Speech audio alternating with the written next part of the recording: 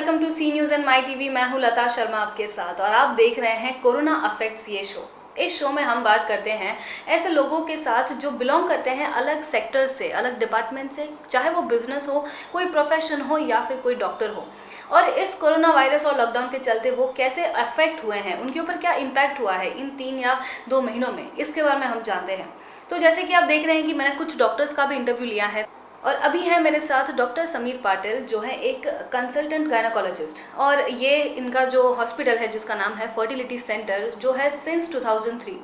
तो सर, पहली बात तो आपको मैं बहुत स्वागत करती हूँ, आप हमारे शो में आए हैं। सर, आप मुझे बताइए, ये लॉकडाउन के चलते हॉस्पिटल्स और डॉक्टर्स हैं उनका तो काम बंद नहीं हुआ है, because doctors are playing working like a warrior इस समय में। लेकिन जैसे कि आप हैं गायनाकोलॉजिस्ट, और गायनाकोलॉजिस्ट यानी कि जो एक वुमेन होती है, वुमेन का रिप्रोडक्टिव पार्ट जो होते हैं उसकी पूरी डिटेल स्टडी सर करते हैं। और जब किसी भी लेडी को, हम स्पेसिफिक बात करते हैं प्रेग्नेंट लेडी को, किसी भी चीज़ की ज़रूरत होती है तो गायनाकोलॉजिस्ट उनके साथ होते हैं। तो सर, पहली बात तो आप मुझे बताइए कि इन 3 महीनों में कई सारे पेशेंट्स आपके पास आए होंगे।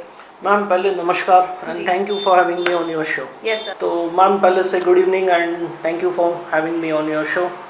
जैसे आपने बताया कि ये 2-3 महीनों में कोरोना का इम्पैक्ट, पैंडेमिक का बहुत बड़ा इम्पैक्ट हुआ है। 2-3 हमारे 4 लॉकडाउन अभी आए हैं। फिर भी ऑब्स्टेटिक्स या डिलीवरी का जो काम होता है वो इसेंशियल सर्विसेज में आता है एंड वो इमरजेंसी होता है, इसलिए वो रोका नहीं जा सकता है। तो even in this pandemic government ने इसको इसेंशियल सर्विस मानते हुए इस बारे में जो सब काम होता है इसको अलाउ किया है जी। तो इसमें बहुत इम्पोर्टेंट बात होती है कि प्रेग्नेंट पेशेंट्स को या मेडिकल स्टाफ को या डॉक्टर्स को या कम्युनिटी को, तीनों में ऐसा कोऑर्डिनेशन आना चाहिए कि ये जो बीमारी है ये बहुत फैलनी नहीं चाहिए। एट द सेम टाइम जो लोगों को इसेंशियल ट्रीटमेंट है वो भी मिलनी चाहिए।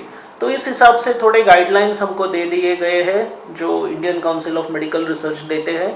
उन्होंने royal college of obstetricians and gynaecologist, Indian college of obstetricians and gynaecologist, American college of gynaecologist and obstetrician, ये सब के गाइडलाइंस को स्टडी करके इंडिया के लिए थोड़े बहुत गाइडलाइंस किए हैं जी। तो इसमें बहुत इम्पोर्टेंट बात ऐसे होती है कि सब लोगों को ये समझ लेना चाहिए कि पहली दफ़ा प्रेगनेंसी पर से में कोविड की बीमारी ज़्यादा फैलती है या ज़्यादा इम्पैक्ट करेंगी, ऐसे कोई एविडेंस अभी तक नहीं है। कोई एविडेंस नहीं है जी। तो फिर भी हमको ये ध्यान में रखना चाहिए कि बॉडी का जो इम्यून सिस्टम होता है, इम्यून रिस्पॉन्स होता है, वो प्रेगनेंसी में अल्टर होता है और वायरल इन्फेक्शंस थोड़े ज़्यादा सीवियर होते हैं। फिर भी जो मेजॉरिटी विमेन जो प्रेग्नेंट है और जिनको कोविड इन्फेक्शन हुआ है, उनका इन्फेक्शन माइल्ड हुआ है, रिकवरी बहुत सारे लोगों की हुई है जी। जिनको प्री एग्जिस्टिंग कोई कंडीशन होता है, जैसे हार्ट डिसीज होता है, ब्लड प्रेशर की बीमारी होती है या डायबिटीज़ होते हैं, थोड़े किडनी डिसीजेस होते हैं, इन लोगों में मॉर्बिडिटी यानी तकलीफ या सीवियर केसेस की का इंसिडेंस बहुत ज़्यादा होता है जी। जो नॉर्मल पॉपुलेशन में भी यही होता है, प्रेगनेंसी में भी यही होता है जी। प्रेगनेंसी और कोविड देखा जाए तो ज़्यादा रिस्क होती है कि मेरी प्रेगनेंसी कैसे होगी, मेरा बच्चा अफेक्ट होगा। थोड़ा बहुत लॉकडाउन के वजह से डोमेस्टिक वायलेंस का इंसिडेंस बढ़ता है, ये सब बातें हो गई है। हाँ जी।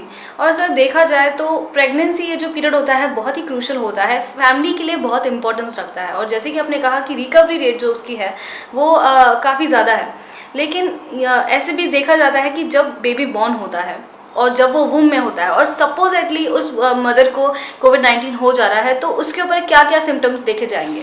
कोविड-19 के सिम्टम जो रूटीन सिम्टम रेगुलर पेशेंट में होते हैं वही प्रेगनेंसी में भी होते हैं, यानी बुखार आता है, खांसी आती है और रेस्पिरेशन यानी श्वास लेने में तकलीफ होती है। ये 3 इसके मेन सिम्टम्स होते हैं। थोड़े बहुत सिम्टम्स ऐसे होते हैं कि टेस्ट या स्मेल भी अफेक्ट हो सकता है, लेकिन ये 3 मेजर सिम्टम है।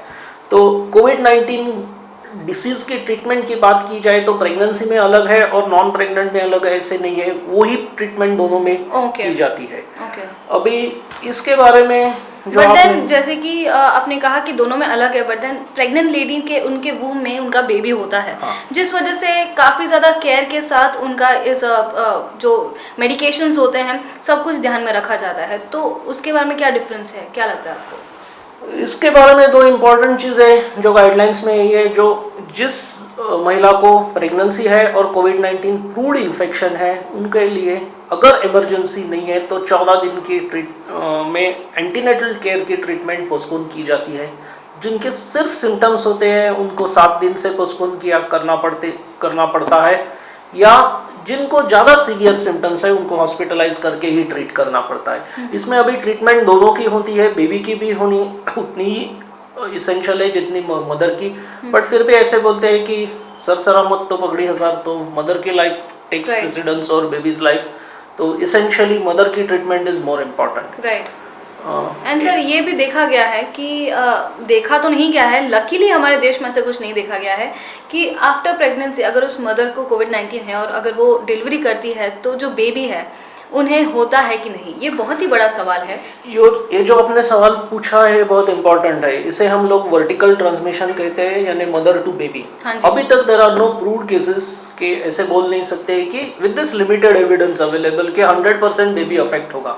थोड़े बेबीज अफेक्ट भी हो गए हैं, लेकिन वो बेबीज डिलीवरी के पहले अफेक्ट हुए हैं, डिलीवरी के टाइम में अफेक्ट हुए हैं या बाद में अफेक्ट हुए हैं, ये हम लोगों को अभी तक पता नहीं है। राइट। ब्रेस्ट मिल्क जो हमारे यहाँ या वर्ल्ड ओवर बोलते हैं कि माँ का दूध ही बच्चे को पिलाना चाहिए, breast feeding is most important. इसके बारे में भी ऐसे ही गाइडलाइंस है। ब्रेस्ट मिल्क में अभी तक कोविड के वायरस प्राप्त नहीं हो गए हैं, लेकिन जब मदर फीड करती है तो उसके रेस्पिरेशन से श्वासोश्वास से बाहर आके बच्चे को हो सकते हैं।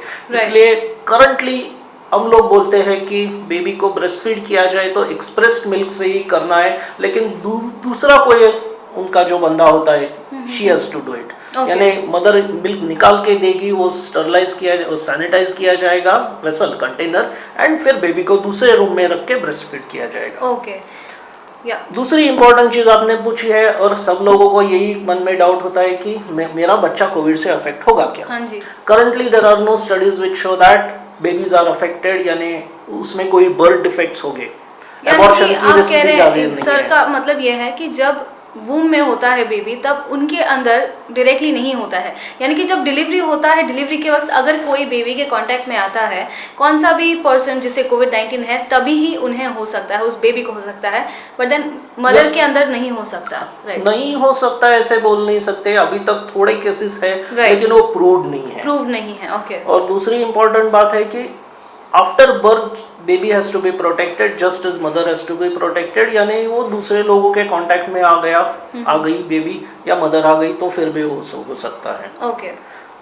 सो उसमें जो गवर्नमेंट के गाइडलाइंस है वो social distancing, reduce number of visits, reduce number of interactions जो बोलते हैं, ये सब प्रेगनेंसी के लिए भी उतने ही इम्पोर्टेंट रखते हैं। So sir now let's come on to your hospital. आप 3 महीने जब लॉकडाउन था तब आपका हॉस्पिटल चालू था, वो लेडीज़ जिन्हें ज़रूरत थी आपकी, आप उनके लिए वहाँ पे थे, लेकिन आपकी वर्किंग आवर्स हैं, आपके पेशेंट्स का जो इनटेक था, कब उनका मीटिंग लेना है, कैसे करना है, आपने चेंज कैसे लाया उसमें? पहले तो हमारे यहाँ अपॉइंटमेंट सिस्टम वगैरह कुछ होती नहीं थी। There would be always walk in patient, यानी पेशेंट को लगा, मैंने बोला कि आज इस हफ्ते में दिखाने का हो, जब उनका मन चले वो रूटीन ओपीडी टाइमिंग्स में आ जाते हैं। दिस डेज हम लोग बोलते हैं कि फ़ोन करके आओ, तो what we have done is appointment stagger कर दिए हैं, यानी एक पेशेंट 5 बजे बोला है तो दूसरा मैं 5:30 बजे या 5:45 को ही बुलाऊंगा। सो बहुत टाइम है तो number of people in the hospital are reduced. एक पेशेंट के साथ एक ही अटेंडेंट बुलाते हैं, सभी जो टेक्निक्स होते हैं, wearing of mask, sanitisation of hands, all those things are done. Indoor patients को भी वही बोला जाता है कि रिलेटिव्स अदरवाइज ऑल्सो डिलीवरी के बाद हम लोग रिस्ट्रिक्ट करते हैं। इस टाइम तो we have insisted that there should not be any relatives, so we want to reduce the minimise the chances of infection. एक रिलेटिव जो पेशेंट के साथ होता है वही होता है। करंटली ऑल सिम्टोमेटिक विमेन जो डिलीवर होने वाले हैं या कंटेनमेंट एरिया से आते हैं, उनके लिए Indian council of medical research ने कोविड-19 की टेस्ट मैंडेटरी कर दी है। This is an important point. जो कंटेनमेंट एरिया से या रेड जोन से आते हैं उनके लिए टेस्ट तो नेसेसरी है, राइट, एंड क्वारंटाइन भी उनका होना ही जरूरी है, वो होता है जी। एंड सर जैसे कि आपने कहा कि पेशेंट्स का आपने जो इंटेक किया है सिर्फ 2 लोग ही आ सकते हैं और गैप रखा है आपने अपॉइंटमेंट्स में, बट देन आपके जो स्टाफ हैं, जब compare to before times and now today's present time जो है कंपेयर किया, तो अभी आप कैसे उनका वर्किंग फ्लो रख रहे हैं? स्टाफ भी थोड़ा थोड़ा मिनिमाइज कर दिया है, यानी थोड़े लोगों को छुट्टी दे देते हैं, थोड़े लोगों को जो इसेंशियल है उनको बुलाते हैं जी। सेकेंडली इम्पोर्टेंट बात है कि ये डेजिग्नेटेड कोविड हॉस्पिटल नहीं होता है, सो एनी पेशेंट जो पॉजिटिव आती है उनको हमको मिरज मेडिकल कॉलेज के कोविड हॉस्पिटल में ही भेजना पड़ता है। करंट गाइडलाइंस ऐसे ही है कि पेशेंट जो कोविड पॉजिटिव पेशेंट है will be treated at only designated hospital. Current designated hospital is Mirrors Medical College Civil Hospital. Right sir. And sir अभी डॉक्टर्स के वर्किंग में भी कुछ बहुत ही बड़ा चेंज आया है एक्चुअली, एंड दैट इज कि वो पेशेंट्स के साथ जूम के थ्रू या फिर टेलीफोनिक कम्युनिकेशन कर रहे हैं। So have you brought that change in your working flow? हाँ, हम लोग टेलीफोनिक कंसल्टेशंस करते हैं जहाँ नॉन एसेंशियल यानी जहाँ पेशेंट को एग्जामिन करने की ज़रूरत नहीं होती है, यानी रिपोर्ट दिखाना है तो पेशेंट मेरे को रिपोर्ट फ़ोन पे बोल सकते हैं या व्हाट्सअप करके भेज देते हैं, वो रिपोर्ट स्टडी करके मैं फिर उनसे बात कर लेता हूँ। जो डिलीवरी के पेशेंट होते हैं उनके विजिट्स मिनिमाइज कर दिए हैं, यानी पहले 3rd ट्राइमेस्टर में हर लास्ट मंथ में हर 8 दिन देखते थे, तो अभी 15 दिन में देखते हैं या 10 दिन में देखते हैं। लेकिन जिनको कोई प्रॉब्लम है तो उनको जितना फ्रिक्वेंटली देखना पड़ता है उतना ही फ्रिक्वेंटली देखने की जरूरत होती है। और talking about the emergency visit sir, तो इमरजेंसीज में आप उन्हें ज़्यादा ध्यान देते हैं, और जो बाकी के हैं पेशेंट्स उनके लिए भी सेम रूल्स हैं कि there are different rules for emergency patients? Same rules exist for both patients, लेकिन इमरजेंसी में इतना ही प्रॉब्लम होता है कि अगर सिम्टोमेटिक हो तो टेस्ट के लिए भेजते हैं, but care can not be stopped. जब तक रिपोर्ट आए, रिपोर्ट तो इंस्टेंटली नहीं आता, 1 या 2 दिन लगते हैं, तो care whatever essential care has to be given and that patient for all practical purposes is treated as positive until proven to be negative, तो वो केयर लेते हैं जी। और सर हमारे शो का जैसे कि नाम है कोरोना अफेक्ट्स, सो मैंने कई सारे लोगों का इंटरव्यू लिया है जो लिटरली अफेक्ट हो चुके हैं इन 3 महीनों में लॉकडाउन के चलते। So sir as a doctor आप हॉस्पिटल आपका चला रहे हैं, तो have you ever felt any problems related to corona virus और लॉकडाउन आपके पर्सनल लाइफ में? पर्सनल लाइफ में तो प्रॉब्लम्स उतने नहीं आते हैं, क्योंकि स्पेशली सांगली में सारी इसेंशियल चीज़ें मिलती ही आई हैं जी। प्रॉब्लम्स आते हैं हमारे पेशेंट को जो सांगली के प्रॉपर नहीं है लेकिन आजू बाजू के गांव से आते हैं, तो थोड़े लोगों की डिस्ट्रिक्ट बदल जाती है, तो वो बॉर्डर पे रिस्ट्रिक्शंस आते हैं, तो फिर फ़ोन करके पुलिस को बोलना पड़ता है कि ये पेशेंट है, मेरी ही है, उनको डिलीवरी के लिए ही बुलाया है, तो आप प्लीज़ छोड़ दें। उनमें कुछ प्रॉब्लम नहीं आए हैं, लेकिन लोगों को आने जाने में होते हैं। हमारे लिए हम सोचेंगे तो इट इज़ अ ब्लेसिंग, क्योंकि डिलीवरी के बाद visitor should always be restricted. Right.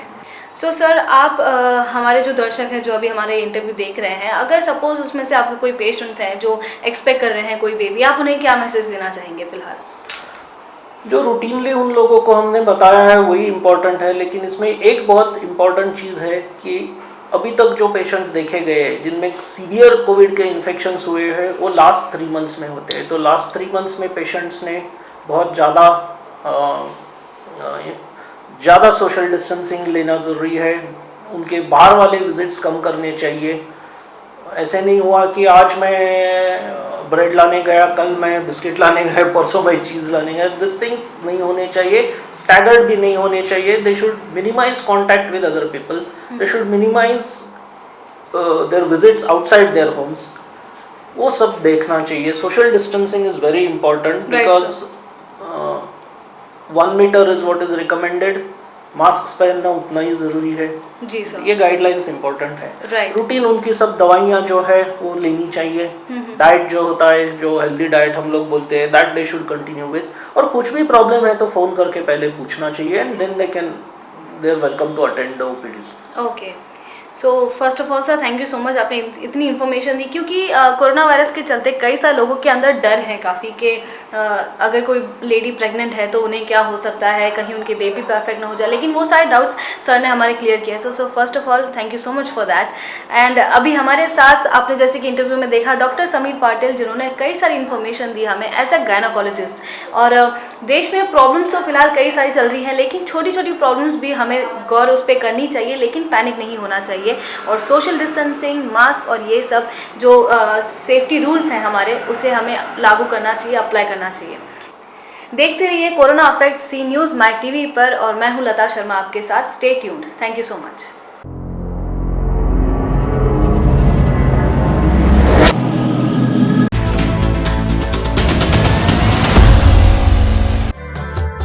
बार बार दिन ये आए, बार बार दिल ये गाए, तू जिए हजारों साल ए हमारी आरज़ू। Happy birthday to you, happy birthday to you. मित्र हो, अशा आनंदमय शुभेच्छा तुमच्या कुटुंबियांना, प्रियजनांना आणि मित्रपरिवाराला जर पाठवायचे असतील तर एवढंच करा, 8 दिवस अगोदर त्यांचा एक फोटो आमच्या व्हॉट्सअप क्रमांकावरती पाठवायला विसरू नका। आयुष्यमान भव या माय टी व्हीच्या कार्यक्रमासाठी दररोज सकाळी 8, दुपारी 1 आणि रात्री 10 वाजता पाहत राहा माय टी व्हीचा आयुष्यमान भव हा कार्यक्रम।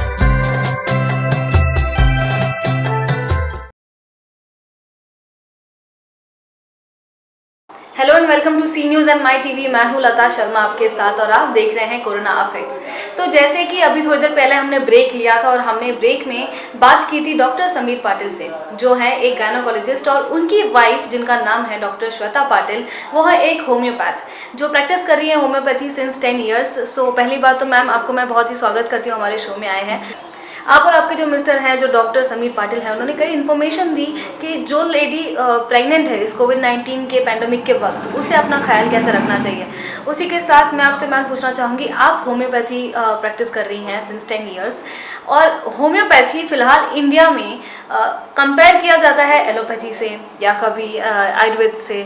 सो मैं इसके बारे में आपसे जानना चाहूँगी कि रियल डेफिनेशन क्या है होम्योपैथी का।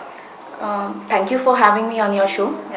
पहली बात है कि homeopathy is an alternative system of medicine. उसको अल्टरनेटिव सिस्टम का दर्जा दिया है, जो आयुर्वेद, यूनानी और होम्योपैथी ऐसे मिलके एक आयुष करके जो है उसमें आता है। So when you think of homeopathy, you can not compare homeopathy, आप कंपेयर नहीं कर सकते एलोपैथी से। एलोपैथी के रिजल्ट या एलोपैथी का जो प्रिंसिपल है वो कम्प्लीटली डिफरेंट है और होम्योपैथी का कम्प्लीटली डिफरेंट है। शॉर्ट में अगर मैं बोलूँ तो होम्योपैथी बहुत ही पुरानी सिस्टम ऑफ मेडिसिन है। You can go back to in the 17th century also. Doctor Samuel Hahnemann who invented this in Germany. So उसका जो पहले शुरुआत की थी वो एक अच्छे फिजिशियन थे, उन्होंने ये जर्मनी में शुरुआत की थी और वो इंडिया में आते आते फिर इंडिया में फैल गई है। अभी होम्योपैथी के बारे में मिसकंसेप्ट्स बहुत ज़्यादा है जी। वो लोगों को ऐसा लगता है कि नहीं बाबा, होम्योपैथी मतलब जब सब कुछ खत्म हो जाए तो हम लोग लास्ट रिजॉर्ट जो बोलते हैं कि नहीं बाबा कुछ नहीं एक्ट हो रहा है, चलो होम्योपैथ के पास जाते हैं। तो ऐसा नहीं है।